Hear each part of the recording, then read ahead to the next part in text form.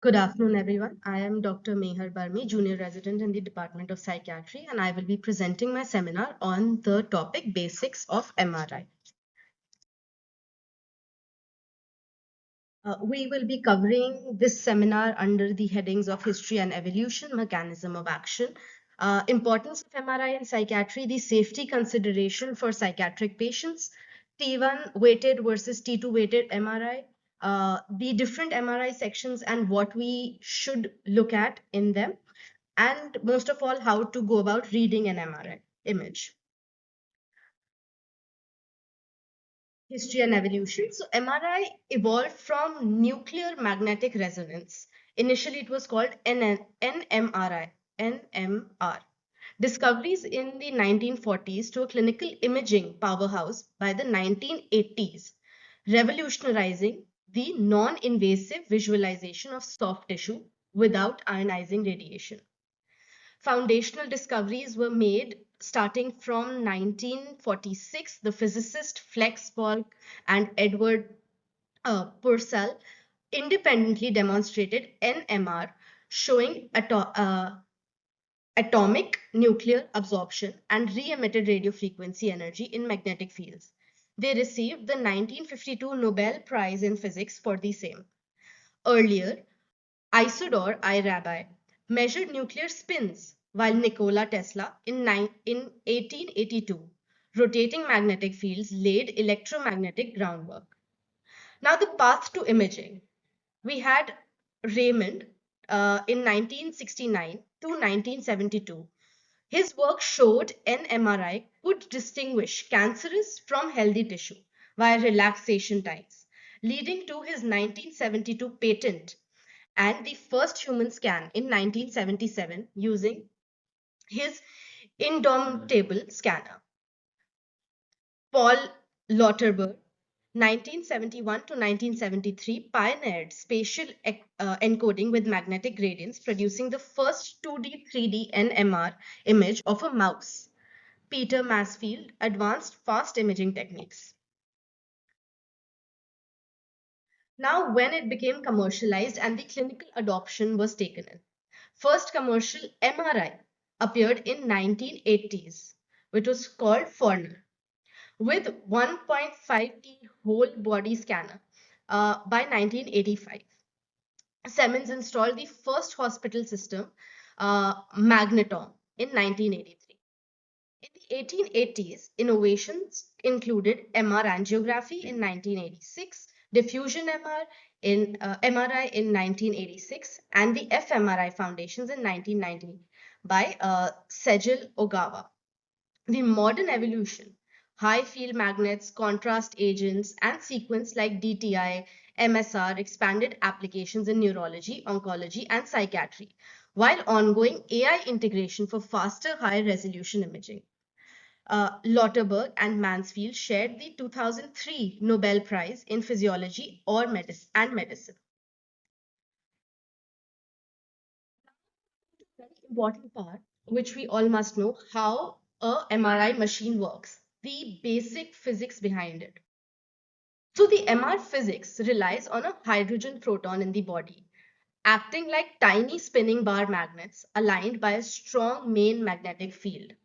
So what happens is in our body, we have different kinds of cells, and each of them, like fat, muscle, sugar, water, all of them have protons in it. These protons have a positive charge as well as a negative charge. So they can act like magnets. Now, these tiny magnets are randomly arranged throughout the body and can be influenced by the external magnetic field. Here we will be taking B0 as the external magnetic field, which will be produced by the MRI scanner. Now, once the magnetic field is applied, these protons in the body become either parallel to the field or become anti-parallel to the field, leading to a net magnetization. Uh, this we also see that the protons have a spin to them. This is called as precession or the nuclear spin. Now, both of these properties we can manipulate via the MRI magnets. So the parallel and the anti-parallel are in the longitudinal axis, and the spins are in the transverse axis. Uh, let's go ahead and see what the slide says. So, magnetic field B0, like 1.5 to 3 Tesla. Then they are tipped by the radio frequency wave to create detectable signals from that image. So first step would be protons align like spinning tops. Protons naturally spin and wobble. This is called the process. So they spin on their own axis. But the B0 lines most up along its own axis. So the B0 magnetic field coming from the machine will align it to their own axis, which will be the Z axis, creating a small net magnetization. A precise radio frequency pulse, which is known as the Lamer frequency, matches its wobble. Protons sideways into the transverse plane. So there'll be a 90-degree tip where they spin in sync and induce an electrical current in the receiver coil. Relaxation creates these signals. So once we've given the magnetic field, the protons align, and the part that we are recording is their relaxation. Once the RF stops, protons relax. T1 recovery straightens them back to B0 longitudinal, while T2 dephasing fans them out. Sideways, transverse signal fade. Tissues differ in these times. Fat recovers faster, bright on T1, water slower, bright on T2. So varying pulse timings highlight anatomy.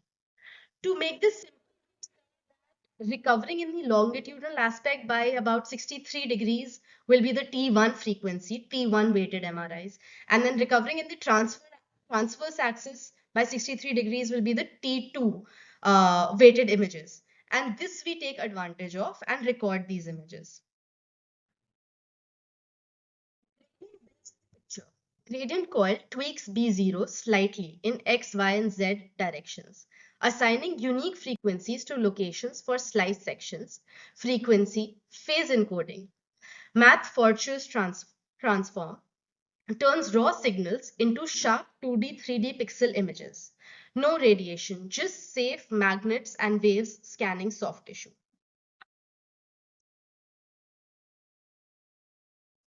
We can look at the scanner this way. So we have a big scanner. It looks like a tunnel.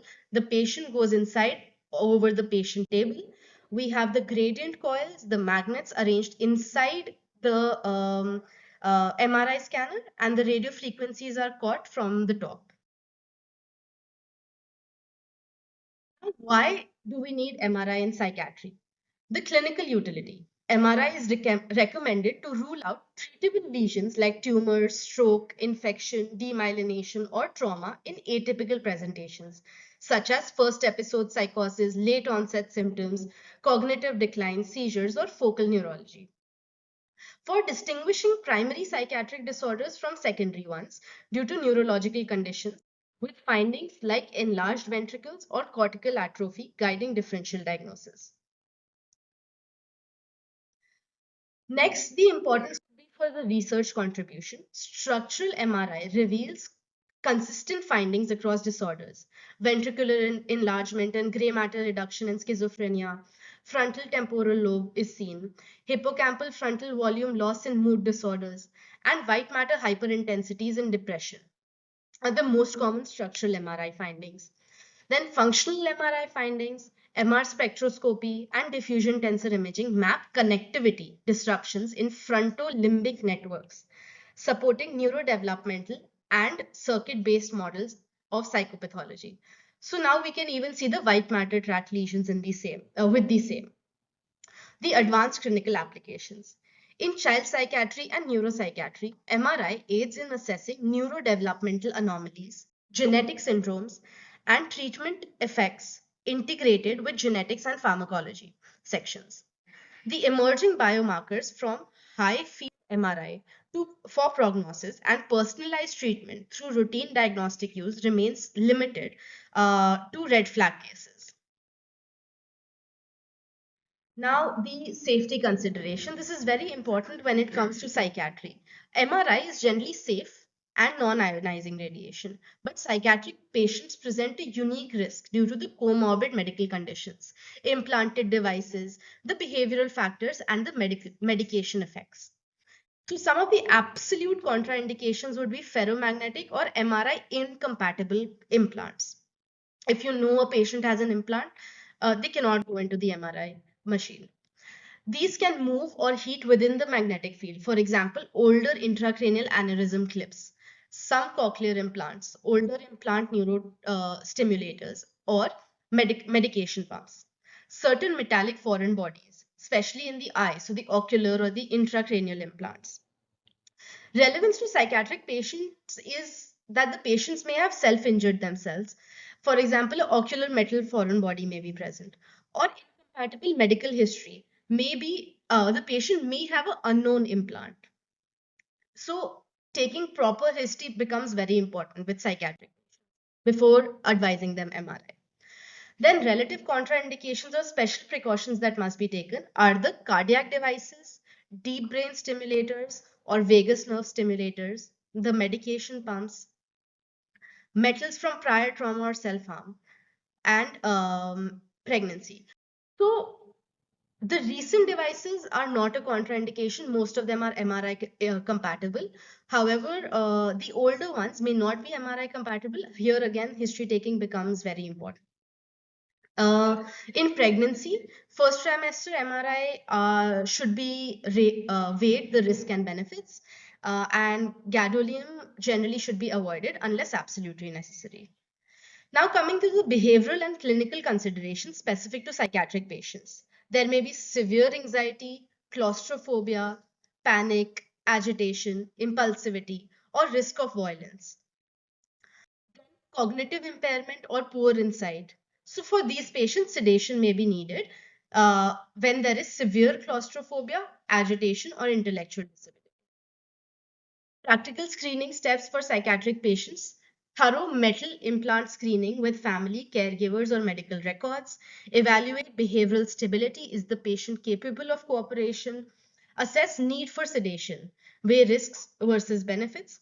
Consider pre-scan anxiolytics or desensitization. Even via a little bit of explaining to the patient what they're going to go through may help. Coordinate multidisciplinary team, psychiatry, radiology, and anesthesia. Use MRI compatible monitoring for high risk patients. Now coming to T1 versus T2. As we had seen in the mechanism of action, T1 would be recorded when the protons are recovering in the longitudinal field, and the T2 would be recorded when the protons are recovering in the transverse field. We can look at, let's just go through the text. T1 weighted MRI uses short repetitions, TR, and echo, TE times, to highlight tissue with short T1 relaxation, like fat, which appears bright, while water, which appears dark. T2 weighted MRI employs long TR and times to emphasize tissue with long T2 relaxation, making water and fluids bright and fat relatively darker. Even though fat would appear white, but it will be relatively darker than what we would see in T1. So we can see that on the left hand side, where water is dark, that image is for T1 weighted MRI, where the fat is bright in color. Whereas in the T2, we can see that the CSF is bright white in color. Even in the spinal image, we can see bright white color. Intuitively, think T1 images as anatomy scan, showing fat, bright structures like white matter or bone marrow for normal tissue details, whereas T2 imaging acts as a pathology detector, lighting up with edema, inflammation, cerebrospinal fluid anomalies. CSF serves as a quick check, dark on T1, bright on T2. Contra These contrasts complement each other in clinical uses such as brain imaging. This image, so now we have the comparison between the two different parts of the brain, how they will appear on T1 versus T2. So water, as we discussed, would be dark on T1, bright on T2. Fat would be very bright on T1, and slightly on the grayer scale in T2. Gray matter would be gray, slightly darker than white matter, and in T2 it will be gray. White matter would be bright white in color, whereas in T2 it will be dark. Bone cortex would be dark in both. And pathologies would be dark for T1 weighted and bright in T2 weighted. Now coming to the MRI section, it is very important for us to be able to identify what section of the brain we are seeing. So these are the three planes in which we'll be seeing the sections. Most of them are divided on the basis of the suture. So as we see that the coronal suture runs across the head. So that the in pink we have the coronal plane. The sagittal suture would run from posterior to anterior, and the axial plane would be as depicted in the green plane. So here we have the image of a post-contrast sagittal T1 weighted. It is T1 weighted as we see that the fluid is black in color. The section is cut at the level of the foramen magnum. So the axial section for which we see in this image, the on top, we have to see the maxillary sinus. Then we have the nasopharynx, the cervical cord, the cisterna magna, and the mandible. Uh, so as we know, T1 would be for anatomical structures. So we'll be going through different anatomical structures on different sections. Next, we have the section at the level of medulla. So we can see that the white portion marked in yellow is the medulla, and right below which is the sigmoid sinus. Then we have the next section on the level of pons. Um, and on the axial section, we can see the cavernous sinus, the base, the pons, which is right below the sinus. Then we have the fourth ventricle, below which is the vermis, and surrounding which are the cerebellar hemispheres. We can also see different kinds of arteries on this section. And the TMP lobe is also present right on the lateral aspects of the cavernous sinus. The section at the level of midbrain. Here it is important for us to identify the orbits. So in white we see the orbits on top, which is below which we can see the midbrain. Right in the middle is the midbrain, and we can also identify the aqueous duct of Sylvius, which is a small spot, and then we have the posterior cerebral arteries, and then middle cerebral artery right on top. So this is the circle of Willis, which is mainly seen in this section.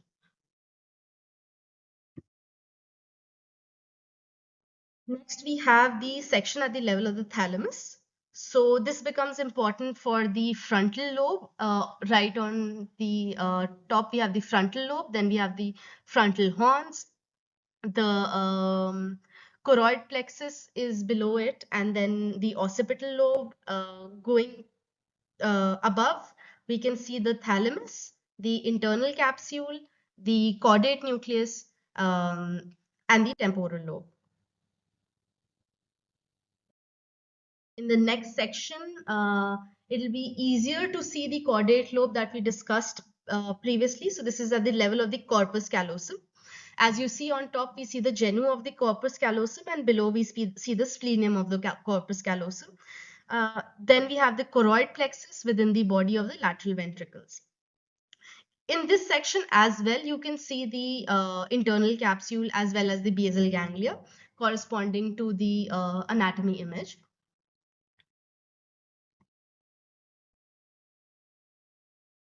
Next, we have the section at the level of body of corpus callosum. Here we basically have to identify that the body of the corpus callosum is right in the center, and then above it we have the frontal lobe as well as the parietal lobe. This is the sagittal section now. So as we see a cerebrum, then the white matter is the basal ganglia. You can also see the corpus callosum. which is highlighted. And here below that, you can see the brainstem as well as the fourth ventricle, uh, yeah. Cerebellum can also be visualized in this plane. And next, we have another sagittal section in which we can see the veins that are important in the brain. So we have the going from the middle to out, we have the intermedia of the thalamus, then we have the corpus callosum, inferior sagittal sinus, then we have the bone and the scalp fat. Uh, on the other end, we see all the veins. So internal cerebral vein. Then we have the vein of Galen, which is the bright white spot. Then we have the straight sinus and the fourth ventricle. Here we also see the cerebellar tonsils and the vermis. And the other lobes, the parietal lobe can be visualized and the occipital lobe can be visualized in this section. This is the marking of the corpus callosum and the fourth ventricle. The brainstem is clearly visible here. We see the midbrain, then the pons, and then the medulla.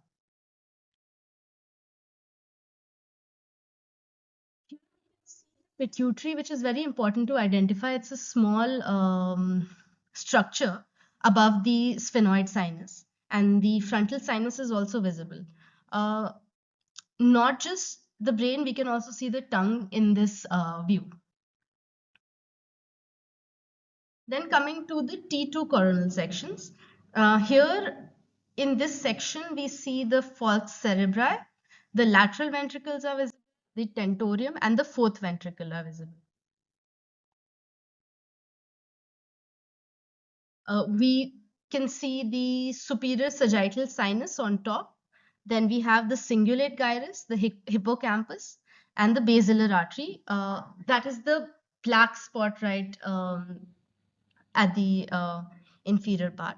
Then we have the temporal lobe, and the sylvian fissure is also visible in this section.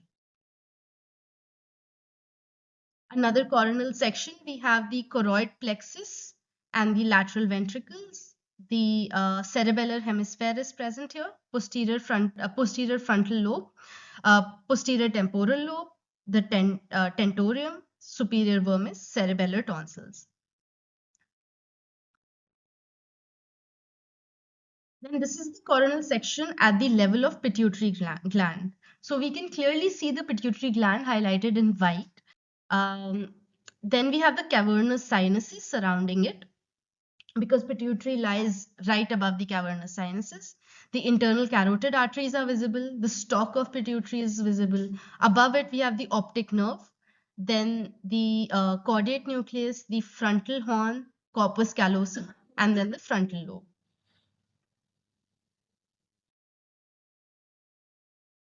Now coming to a very important part of the lecture. How do we read a MRI film? We've gone through the normal anatomy of the same. So first thing to do is to confirm the name, the date of birth, and the ID of the patient, which will be present either on top or on the last line of the film, as well as the date of the scan. Then you orient yourself to what planes are visible. It could be the axial, coronal, or the sagittal section, which now we've gone through. Then you go from the midline to the lateral side. And you can remember this. We have to read it systematically from the ventricles outward. This can be remembered by the mnemonic VTB LCM. So you go through the ventricles, thalamus, basal ganglia, then the lobes, cortex, and the meninges. This ensures coverage of the same. Now, what to see in the ventricles?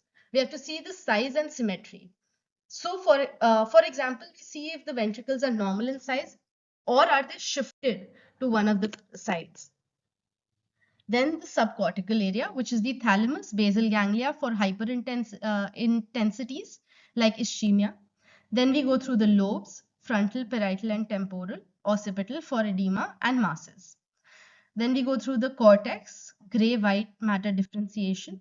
And lastly, we see the meninges and the skull. There may be any hematomas or bleeds that can be seen in these. Next, we check for symmetry and masses throughout as a whole. So is there a midline shift or not? We also need to identify what MRI is this. We will be learning this in part 2 of the lecture. So just giving a brief introduction for the same. So on T2 flare, hyperintensities and signal pathologies like MS plaques or periventricular, MS plaque periventricular, or then we have diffusion weighted imaging, which will be bright, dark, confirms acute stroke, and then sequence review with mnemonics. Prioritize T2 first for pathologies. As we've discussed before, water will be bright on T2. Then compare it with T1 for the structural anatomy, where fat will be bright. We can also see the flare sequence. In flare sequence, fluid will be suppressed, which means that the CSF will be suppressed and we'll see periventricular lesions. Diffusion weighted imaging, ADC, restricted diffusion. So dead white ischemia, bright stroke are confirmed low ADC. And post gallium T1 for enhancements, ring of abscesses or homogeneous in meningiomas can be seen on the gadolinium scan.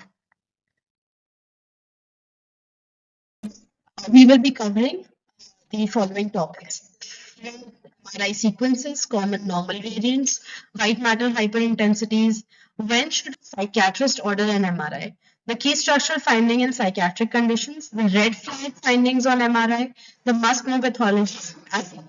Let's go ahead and see the different MRI sequences. So we'll be discussing T1 weighted MRIs, which is on which we see fat as bright, water as dark, which is good for anatomy, post-contrast enhancement, and tumors. T2 weighted where fluid or water is bright, fat is also bright. So you can remember two bright things you'll see. Mainly we see inflammation, edema, and lesions on this type of sequence. Proton density, high signal for tissue with more protons, like cartilage, meniscus, good for joints, mainly used with the orthopedic surgeons. Fluid attenuated inversion recovery suppresses the CSF signal, makes it dark to see the lesions better near the CSF, like the MS plaques or the subarachnoid hemorrhages. The short tau inversion recovery suppresses fat signals, excellent for bone marrow edema and edema lesions. Now, these are the 5 core sequences. We have a few advanced sequences and specialized sequences, which is the diffusion weighted imaging discussed ahead, susceptibility weighted imaging, gradient echo, the magnetic resonance angiography, venography, functional MRI, and MRS spectroscopy to analyze the tissue chemistry. Um, Recapping the image, we can see that the sinuses, fluid-filled sinuses are dark here. The tissue is bright. It is a T1 weighted MRI. Next, going on to recapping the T2 weighted MRI, wherein we see bright fluid as well as the fat is also bright here. Proton density MRI. On proton density weighted scans, fluid structures will often appear with intermediate intensity. These images provide a more neutral view of the tissues, highlighting the intrinsic anatomical differences. They are particularly useful for subtle pathologies, such as meniscal tears in the knee, by leveraging the natural contrast of the tissue proton density. We see the brain image. We see that the CSF is intermediate to bright. Muscles are again intermediate to dark. Blood vessels are mostly dark. The thalamus brighter than white. Fat is also very bright here. The corpus callosum intermediate to dark.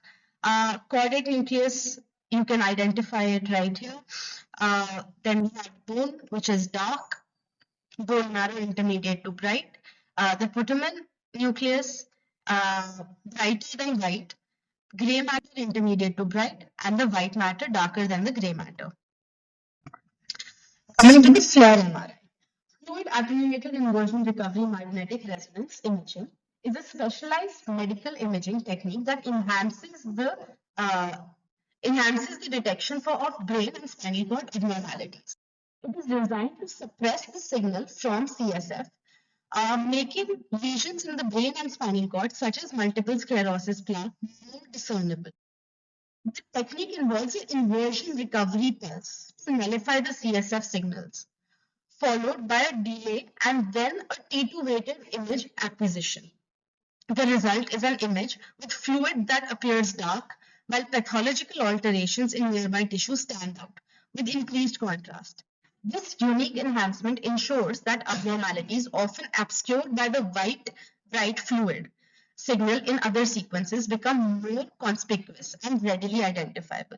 So you can see basically the CSF is dark here, which is the major advantage of this scan.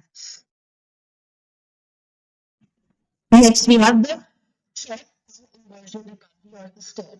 It is a specialized MRI sequence technique designed to enhance the visibility of abnormalities in tissues by suppressing the signal from fat.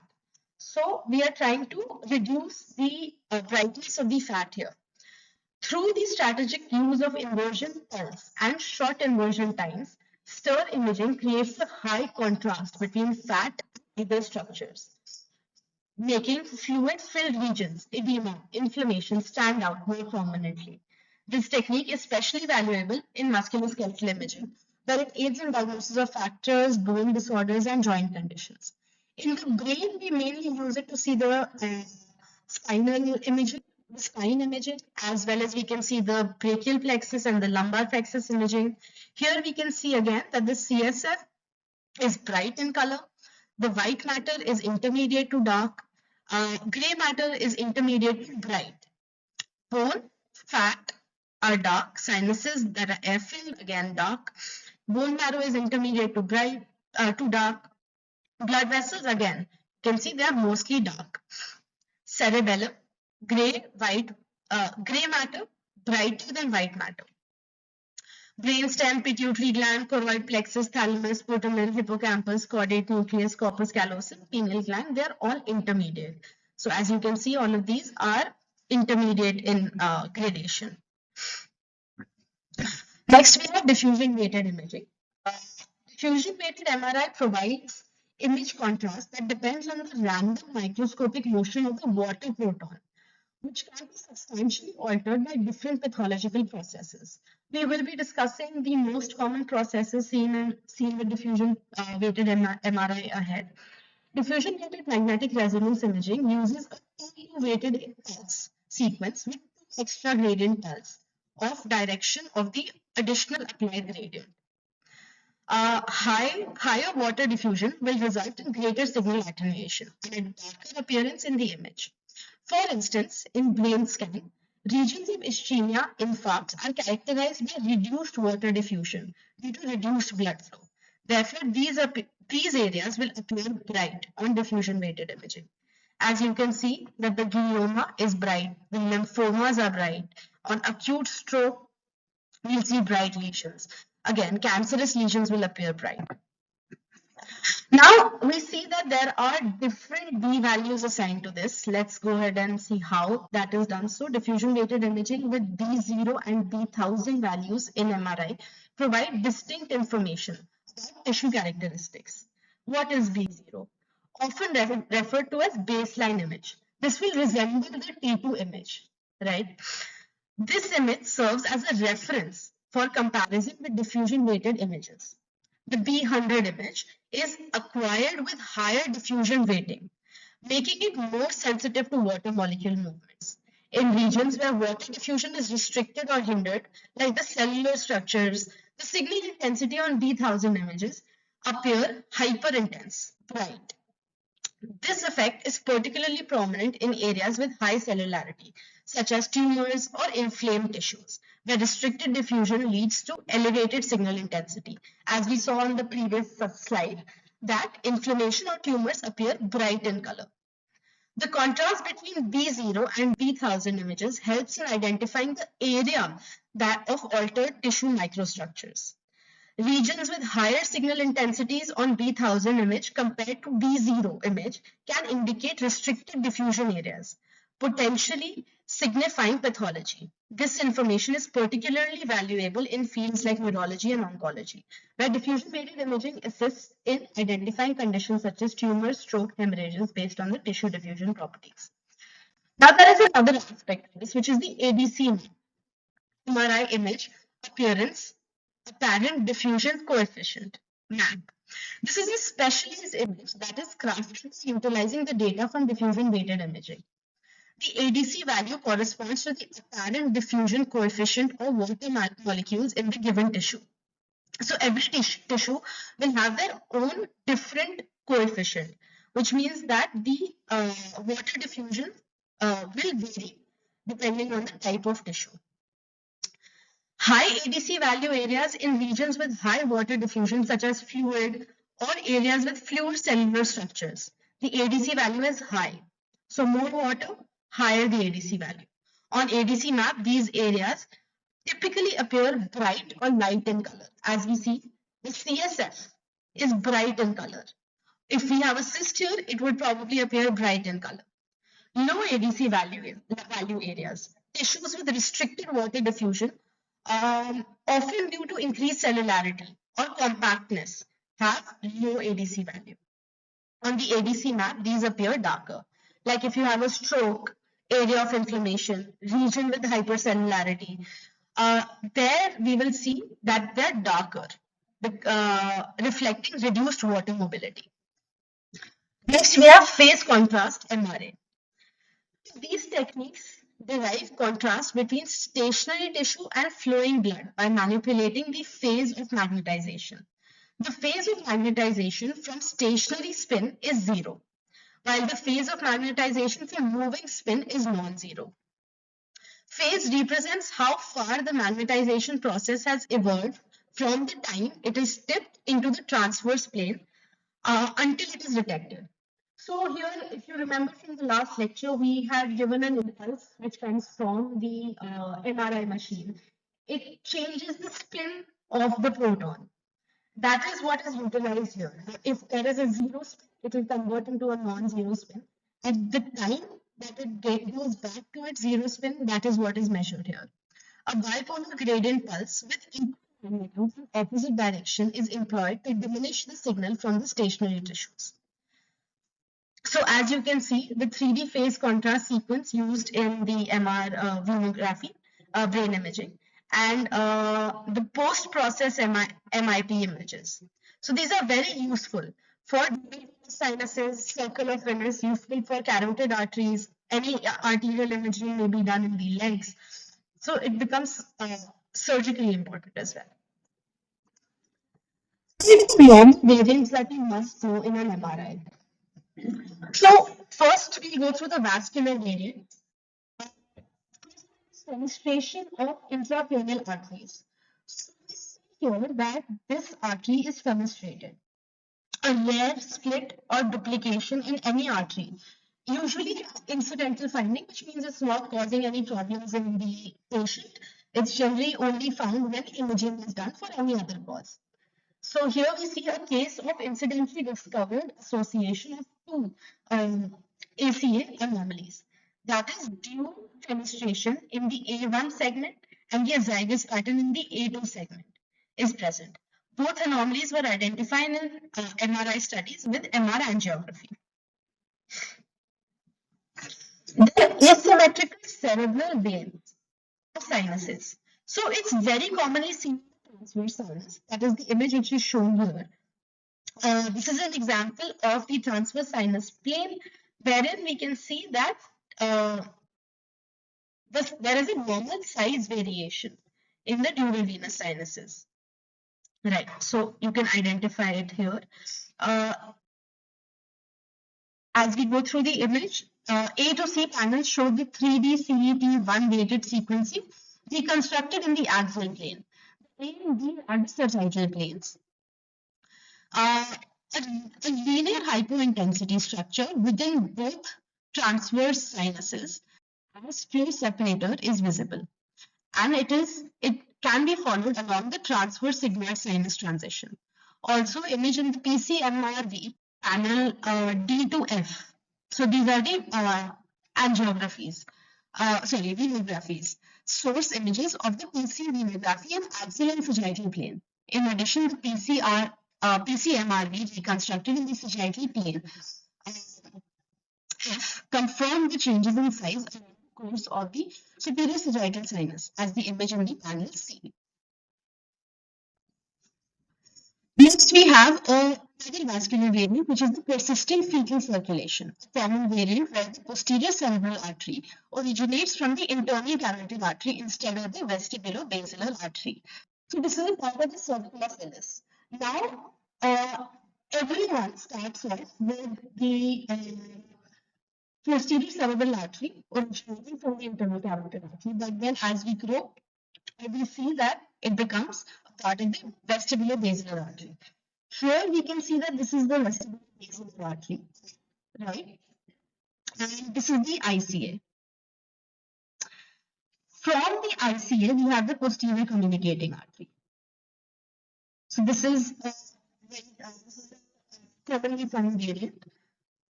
This is an MR angiography image. Next, we have a very we see also the asymmetry of the lateral ventricles.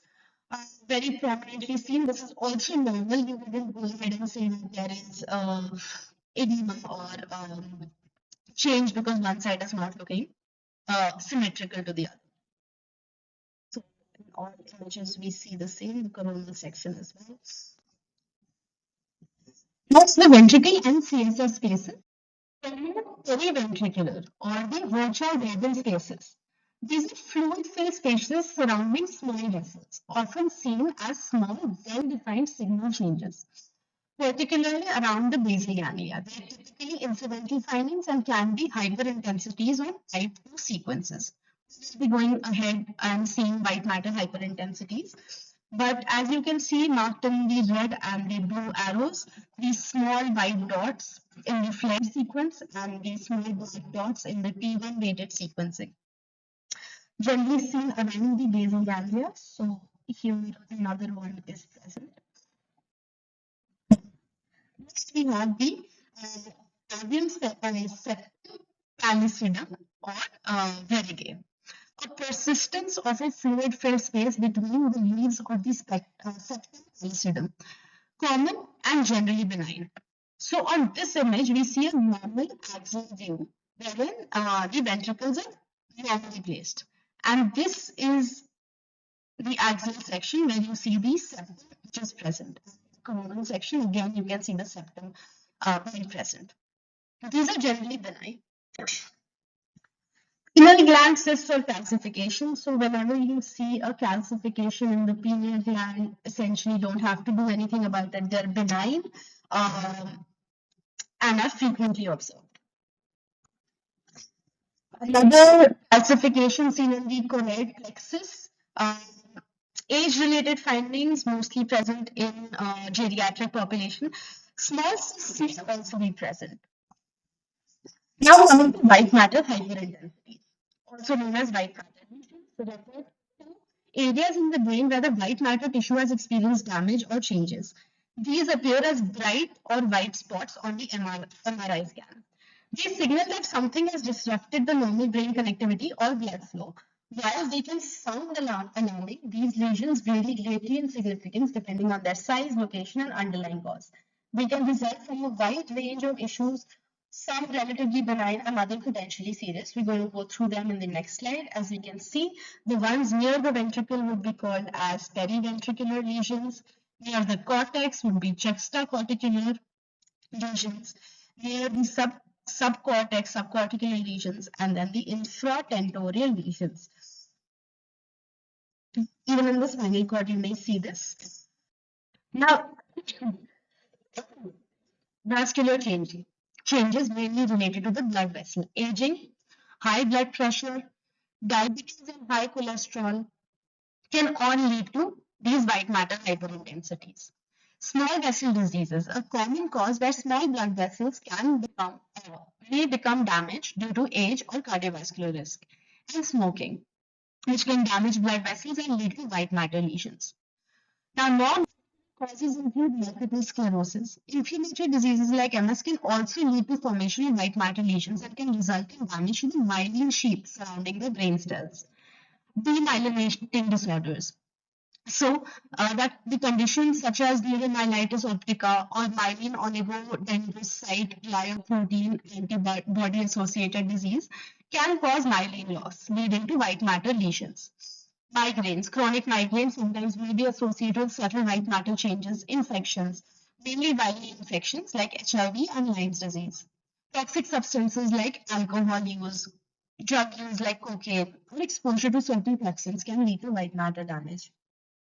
Metabolic issues like vitamin B12 deficiencies, genetic conditions like leukodystrophies, um, traumatic brain injury, tumors, malignancies can cause white matter lesions. Hematological disorders, conditions like leukemia, lymphomas can lead to white matter lesions, and autoimmune disorders, conditions like lupus or rheumatoid arthritis can cause white matter lesions.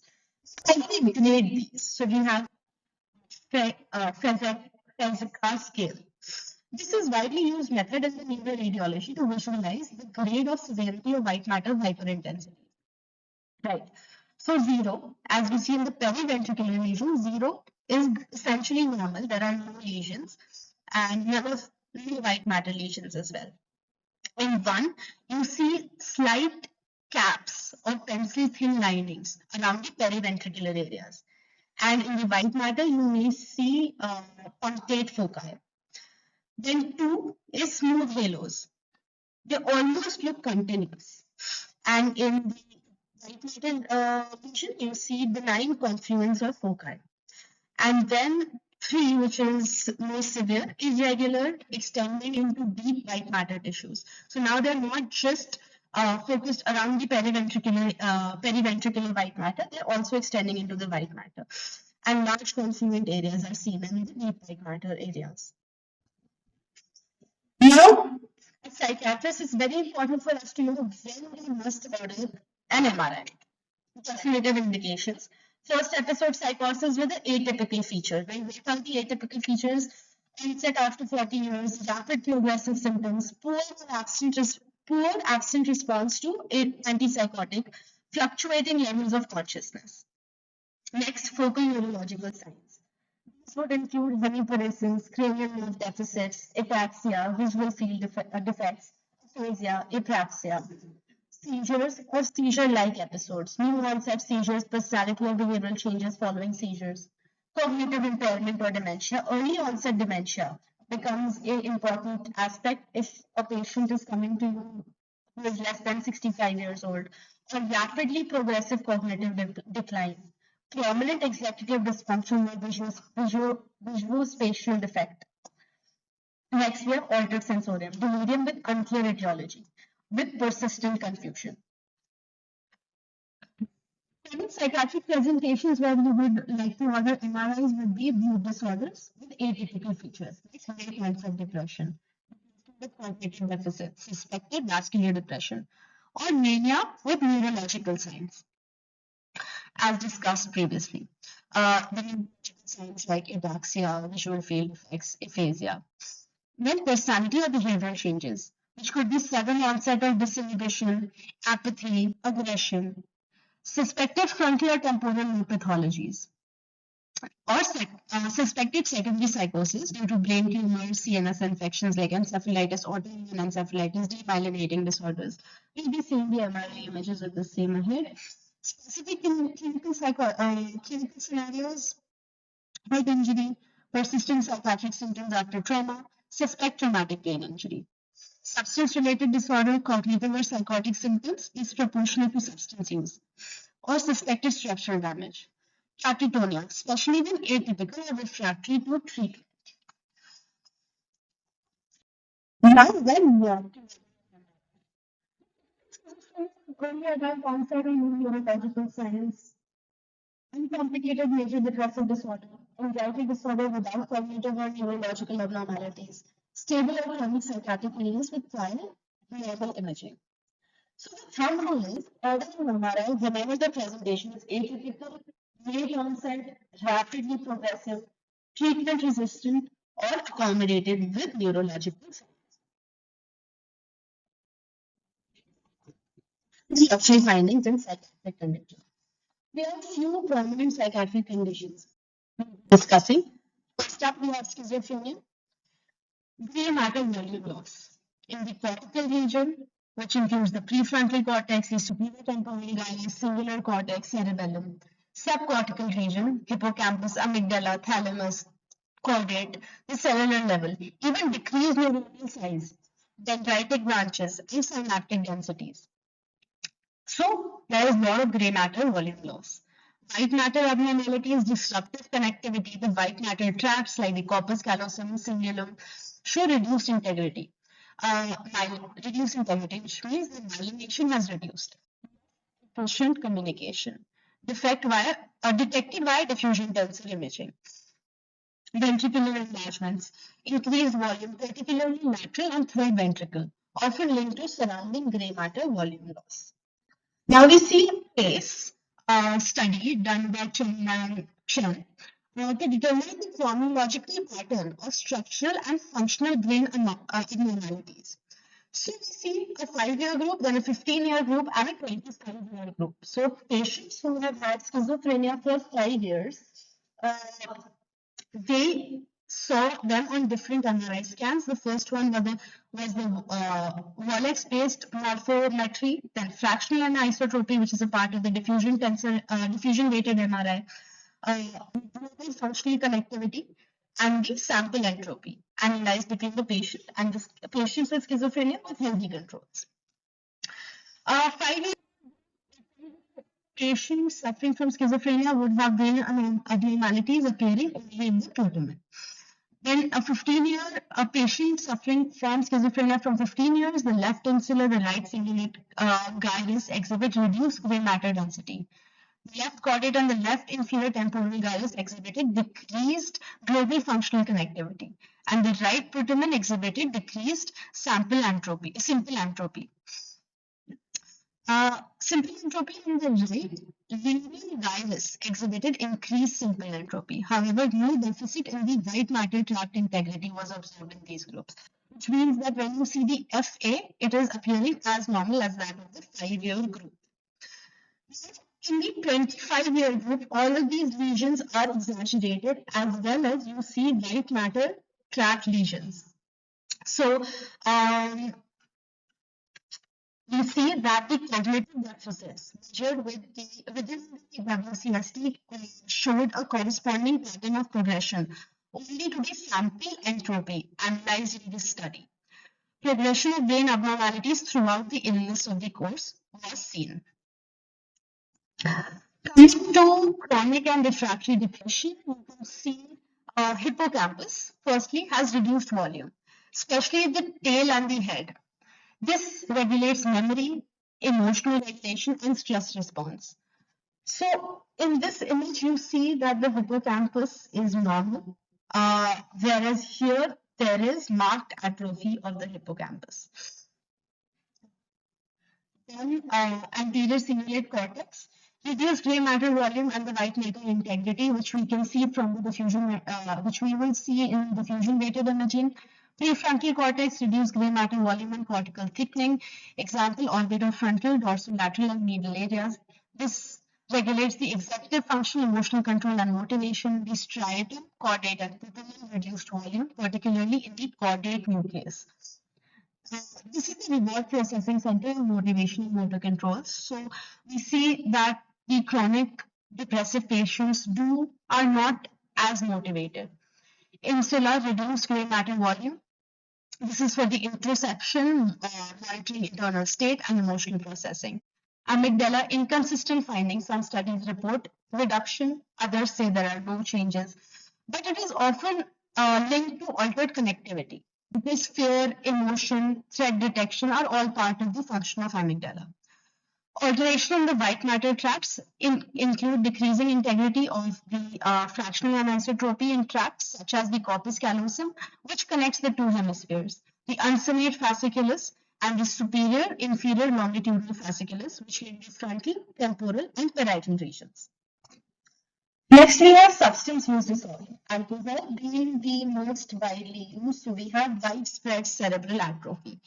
The longer the patient has been continuing to drink alcohol, the more atrophy of the cerebral cortex we would see, particularly in the prefrontal cortex, cerebellum, and hippocampus. It can also lead to specific pathologies like the Vomitrius-Korsakoff syndrome, as shown in the image below. The bodies and the colicus and the periventricular granulated area. Uh, there are hyperintensities, which we can see on MRI for the same. The fornix, the thalamus, all of them have hyperintensities in Wernicke's and Korsakoff. Of cocaine, methamphetamine, it is meant to reduce gray matter in the frontal and the temporal cortex. Volume increases in the striatum, like the have also been reported in chronic users, possibly due to neuroinflammation and dopamine increase. So as we see, the median prefrontal gyrus, median prefrontal gray matter volume reduction. In these images, you can see that there is gray matter volume reduction, uh, which we see on the spatial statistic and Wallex-based morphometry. Other substance use include cannabis, which again have increased gray matter and white matter volume. Uh, Cannabis findings are somewhat inconsistent but often show volume changes in the prefrontal cortex, hippocampus, amygdala, and cerebellum. Some studies report increased gray matter, white matter volume in certain regions, which might also be related to the adrenaline changes. And in opioids, white matter damage and reduced gray matter in the frontotemporal areas. Intravenous use can lead to secondary complications like brain abscesses, mycotic aneurysms, which have characteristic imaging findings. We will be discussing how brain abscesses look like as well. Now coming to Alzheimer's. Key changes, hippocampus atrophy. As you can see in this image, controls versus Alzheimer's disease patients, there is marked atrophy. Temporal and parietal lobe shrinkage, widespread atrophies in these lobes, including the posterior and posterior cingulate cortex is common. Enlarged ventricles. As brain tissue shrinks, the fluid-filled spaces ventricles within the brain appear larger. As you can see in this image, the Alzheimer's brain versus the normal brain, the ventricles are much enlarged. White hyperintensities, as we discussed below, while also seen in vascular diseases, can indicate coexisting cerebrovascular issues that worsen the cognitive decline. Frontal temporal dementia. How is this atrophy different from the atrophy of the Alzheimer's? We see a pattern which is the knife edge pattern. As you can see, it's a knife edge pattern. This is the normal brain. And here there is a knife edge pattern which can be visualized in the frontal and temporal lobe, which helps to differentiate it from conditions like Alzheimer's. Atrophy, the frontal temporal dementia, involves the degeneration of nerve cells, which show up on an of brain volume. This is important prominent in the frontal and temporal lobe. Asymmetrical patterns. The atrophy is often asymmetrical. One side of the brain is affected more than the other. Relative sparing. In some variants, the atrophy of the frontal and temporal lobe is in sharp contrast to more posterior regions, which are relatively spared. Other causes. An MRI is used to rule out structural causes of frontotemporal symptoms, such as tumors, strokes, and hydrocephalus. Vascular dementia. White matter lesions are areas of damage or degeneration in the brain white matter visible as white spots on T2 weighted or FLAIR MRI sequences, often around the ventricles or in the deep brain tissue. So as we discussed primarily, the white matter lesions are present here, periventricular lesions. Right, dilated ventricles can be seen. In infarcts or stroke, evidence of past stroke ranging from small lacunar strokes, tiny blocked vessels to large infarcts indicating interrupted blood supply or cerebral atrophy. Shrinkage of the brain tissue, especially in the cortex, can also be seen. We also see microbleeds, which are small spots of bleeding within the brain tissue. Normal pressure phytocephalus. Ventricular enlargement. The lateral and the third ventricles are significantly enlarged frontal horns. with relative swelling of the temporal horns and the fourth ventricle. And this is how we get this Mickey Mouse image, because frontal horns are much more enlarged than the temporal horns. Disproportionately enlarged subarachnoid spaces, a key feature with ventricles, where ventricles are enlarged, but the cortical sulci, these on the brain surfaces, aren't wide, especially at the vertex. Periventricular white matter changes, bright signals hyperintensities on T2 weighted images around the ventricle, suggesting CSF leaking into the white matter. Transepididymal flow. Corpus callosum thinning and upward bowing. So it's very evident that there is upward bowing of the corpus callosum, the bridge connecting the brain hemispheres. CSF flow voids, a prominent dark signal flow void in the cerebral aqueduct, indicating rapid CSF flow. Cisterns, narrowing of the Sylvian fissure and the basal cistern. Now coming to the red flag findings on the MRI that demand urgent action. So these may not be related to psychiatric conditions, but these are very important for a clinician to know. Brain neurological emergencies. First one would be an intracranial hemorrhage or stroke, signs of acute bleeding or blockage of the blood vessels, aneurysm or dissection, where rapid intervention can significantly improve the outcome. So on a CT scan, it will look somewhat like this. Intracerebral hematoma would look like this. On T1 sagittal section, it would be a small ring. Diffusion weighted imaging, since it's hematoma, it will appear black. Near T2 coronal section, it will appear black. Aneurysms, we would be able to see on the MR angiographies. As you can see, this is an unruptured cerebral aneurysm. Image is clarified as such. Next, we have new or growing masses with suspicious characteristics. Features suggesting a fast-growing or a malignant tumor, which may require prominent biopsy, trauma biopsy, or surgical intervention. Acute onset neurological deficits such as sudden altered consciousness, focal motor abnormalities, or abnormal ocular movements, which suggest an emergent intracranial lesion. As we discussed before, these are on clinical history taking. If we get such features, we must get an MRI done. Increased intracranial pressure, such as papillary edema, swelling of the optic nerve, seen on examination, which might be caused by a mass or a hydrocephalus. So this is an axial T1 weighted MRI demonstrating the appearance of the optic nerve.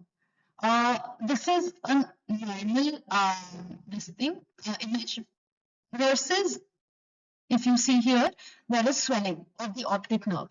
This is called a smear sign. It's not as clearly delineated as the above image. So it's smeared. These are smear signs of the right optic nerve which is present. General pathology.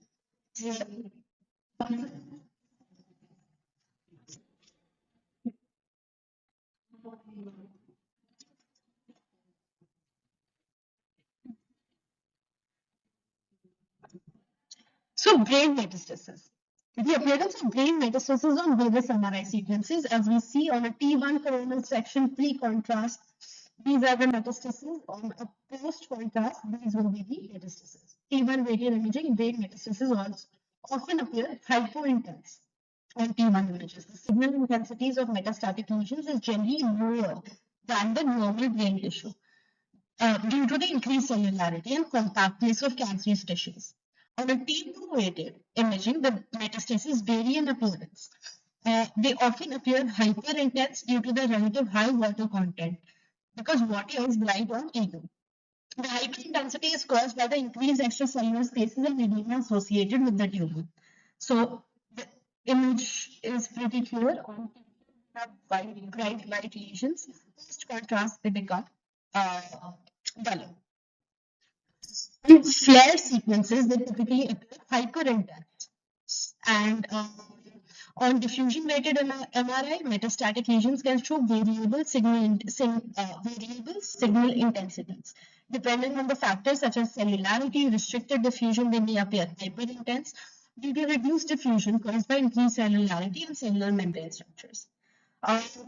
So as you can see in the diffusion weighted B0, which also resembles the T2, water is bright. These are the lesions. The metastasis will appear as such.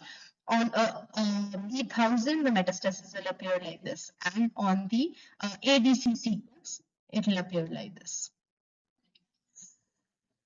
In the pituitary adenomas, maybe we mainly look at the T1, T2, and post-contrast images.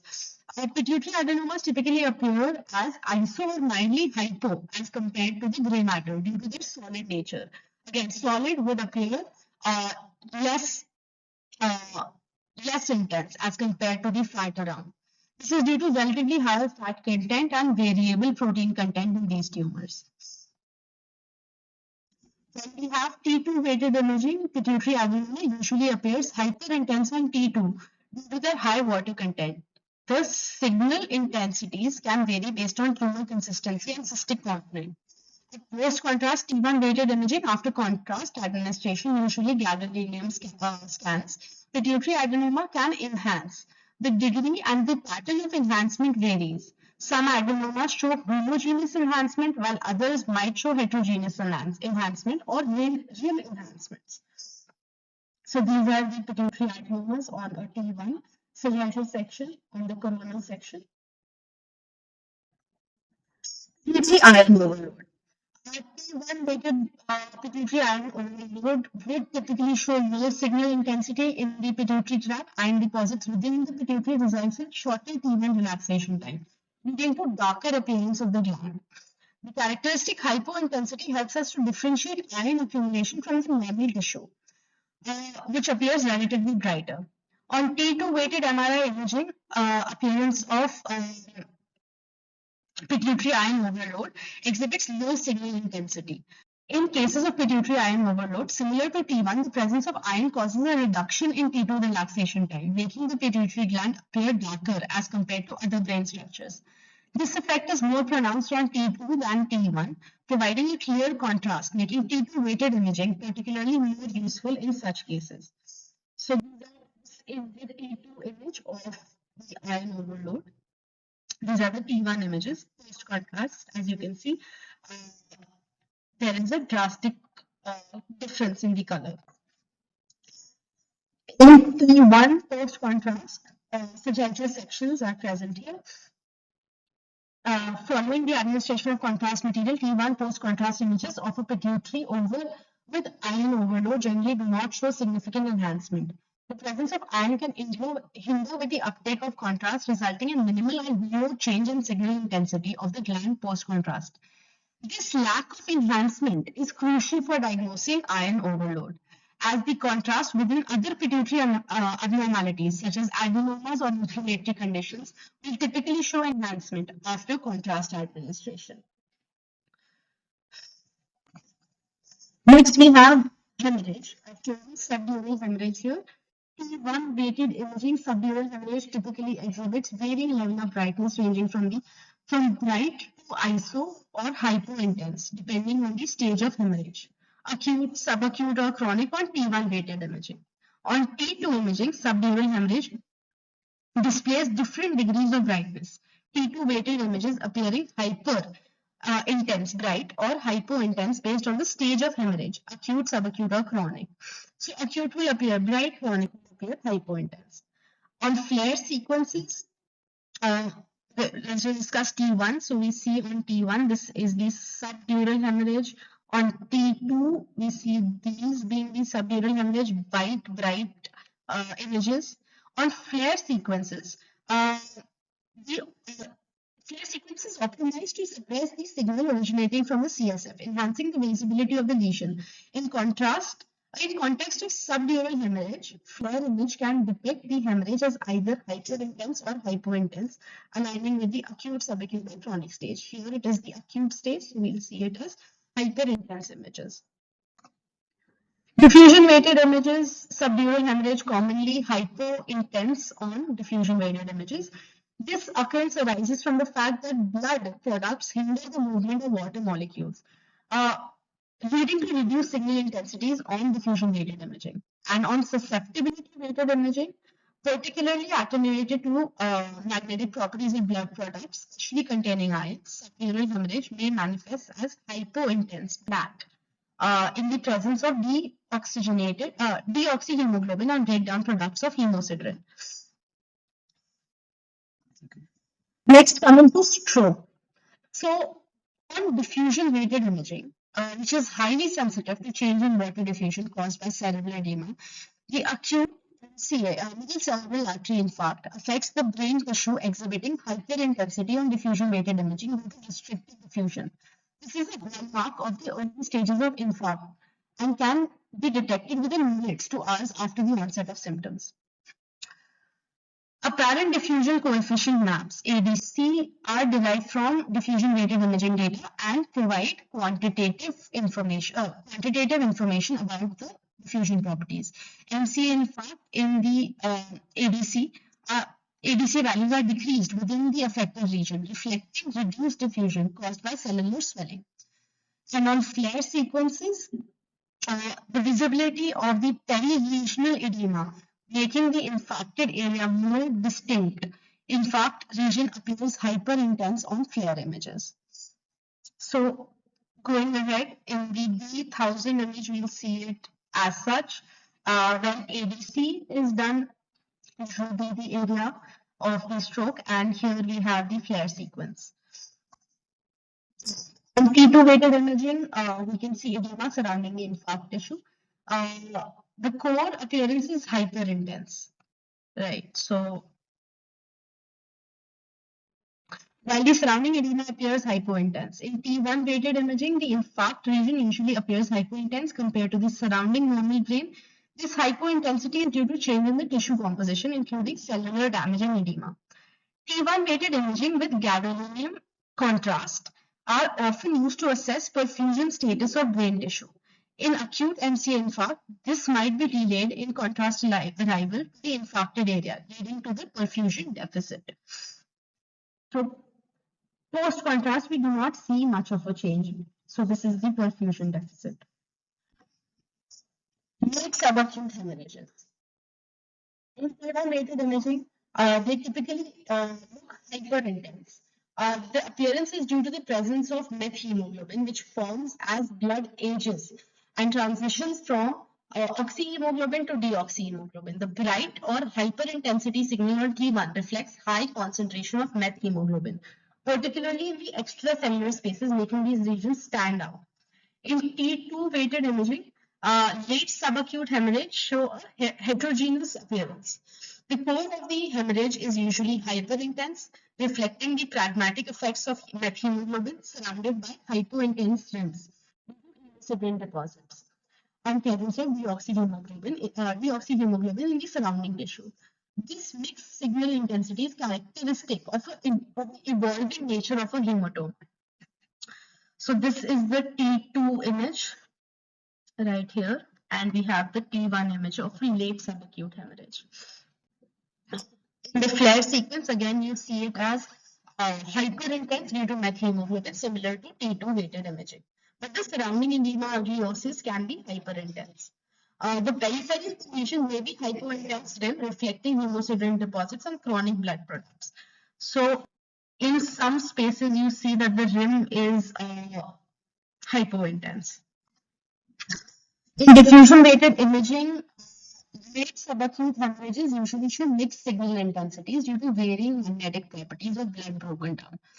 At higher D values, such as D1000, the hemorrhage might be demonstrate restricted diffusion with a relatively hyperintense signal, reflecting the restricted movement of water molecules within the clot. Although this can vary depending on the exact timing and characteristics of the hemorrhage. And on the ADC map, we see that there is no ADC value within the hemorrhagic region during the late subacute phase, indicating restricted diffusion. So this is the area which we see on the ADC mapping, and this is the D1000 image of diffusion weighted imaging, and this is the D0 image which will coincide with the T2 image. Moving to the last few slides, we have acute contact. On T1 weighted imaging, the infarct typically shows an area of hypointensity in the pons. So As you can see here, the T2 image is more clear though. This is the area of hyperintensity. And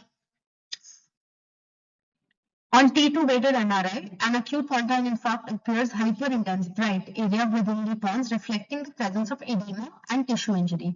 The increased intensity of T2 image is due to the higher water content in the affected area. The sequence is particularly useful for identifying the extent of infarct and the surrounding edema.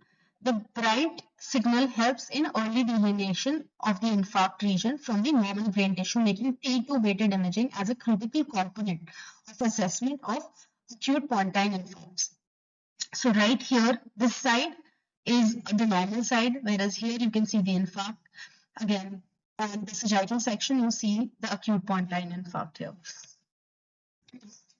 Into the flare sequence, uh, there is hyperintensity as shown in the image, similar to the T2 weighted image, after suppression of CSF.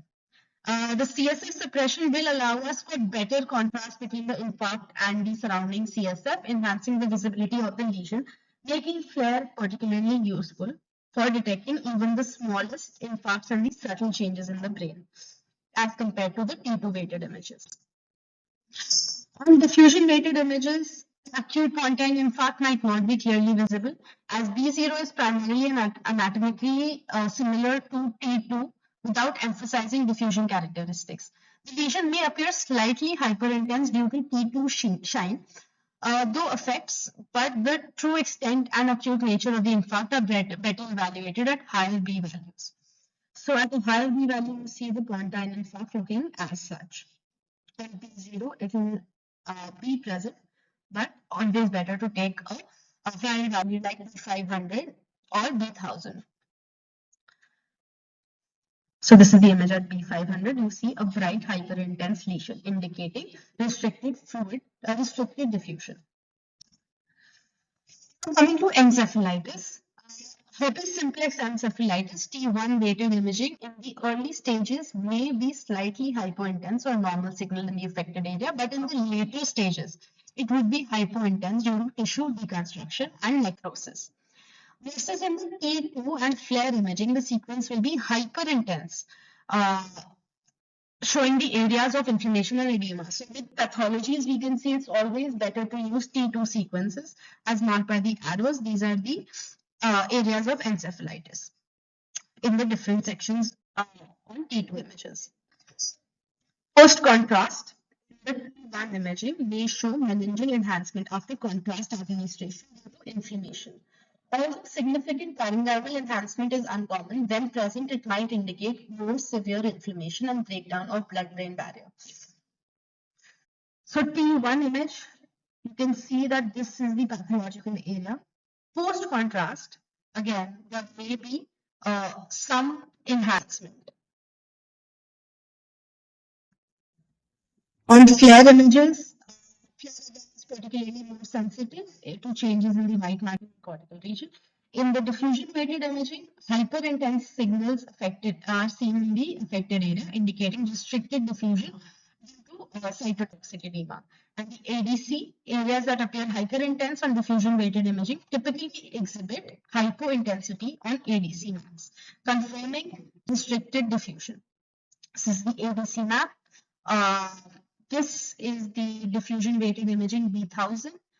This is similar to T2 weighted, which is the B0 of diffusion weighted imaging. And this one is the flare sequence, where CSF is suppressed. Now coming to intracranial tuberculosis. This manifests differently on MRI sequences depending on the stage of tuberculosis. It could be meningitis, tuberculoma, or an abscess. On T1 weighted, in general, tuberculomas appear hypo or iso intense. Lesions may be multiple or solitary. The edema surrounding the lesions will appear hypointense. T1 post-contrast images, enhancement patterns on post-contrast T1 images can be variable, ranging from ring enhancement, modular enhancement to homogeneous enhancement, specifically in cases of tuberculomas and abscesses. Meningeal enhancements can be seen in tuberculous meningitis. So this is the T1 image. As you can see, it is iso or hypointense. Uh, then when we have contrast, we see this ring enhancement. And here in the axillary section, again, you see the ring enhancement post-contrast. In T2 weighted images, again, pathology, weighted scan, tuberculomas can appear hypointense or isointense or T2 weighted images, often with surrounding hypointensities due to ring fibrosis. The edema surrounding the lesions will appear hyperintense. In flare sequences, lesions typically appear hypointense or iso intense on flare imaging, aiding the differentiation of lesions from surrounding hyperintense edema. So this is on a T2 section. This is the sagittal section, axial section. On diffusion-weighted imaging, active tuberculomas or abscesses may restrict diffusion and appear hyperintense on diffusion-weighted imaging. On B0, like T2, we see the image as hyperintense. On B1000, we see the lesion here. On ADC, axial imaging showing such an image. These are my references.